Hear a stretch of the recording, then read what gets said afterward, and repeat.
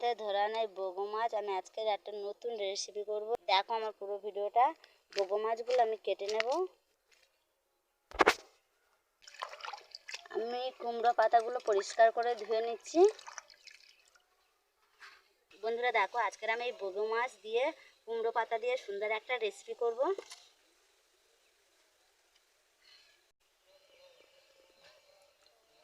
আমি সব জোগাড় করে নিয়েছি। আমি বগো মাছের মধ্যে পরিমাণ মতো লবণ দিয়ে দিচ্ছি, লঙ্কার গুঁড়ো দিয়ে দিচ্ছি, আমি কাঁচা লঙ্কা দেবো, তার জন্য অল্প করে গুঁড়ো লঙ্কা দিয়ে দিলাম। হলুদ গুঁড়ো দিয়ে দিচ্ছি, কেটে রাখা আমি পেঁয়াজ দিয়ে দিচ্ছি, টমেটো কুচি দিয়ে দিচ্ছি, কাঁচা লঙ্কা কাটা দিয়ে দিলাম, আদা বাটা দিয়ে দিচ্ছি, রসুন বাটা দিয়ে দিচ্ছি। আমি সর্ষে বেটে রেখেছিলাম, সর্ষে আর কাঁচা লঙ্কা দিয়ে দিচ্ছি। সব রকম মশলা দিয়ে মিক্স করে আমি মেখে নিচ্ছি। সর্ষের তেল দিয়ে দিচ্ছি, দিয়ে মাখিয়ে নিচ্ছি। আজকে দারুণ স্বাদে এই বগো মশলা দিয়ে আমি সব মেখে নিলাম মাছগুলো।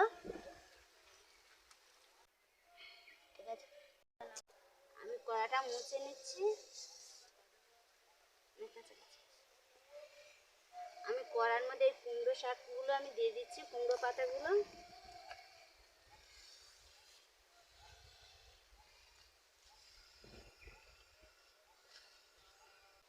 আমি মেখে রাখা এই মাছগুলো দিয়ে দিচ্ছি।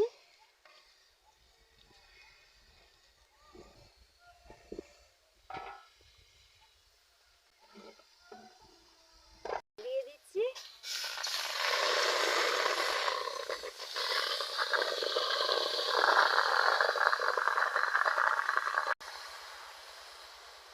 পাতাগুলো উপরে আমি ঢাকা দিয়ে দিচ্ছি।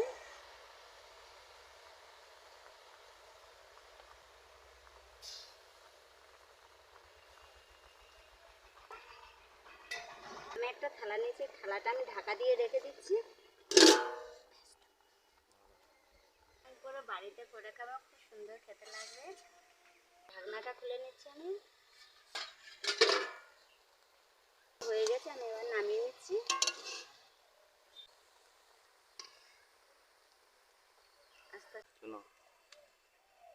বন্ধুরা কত সুন্দর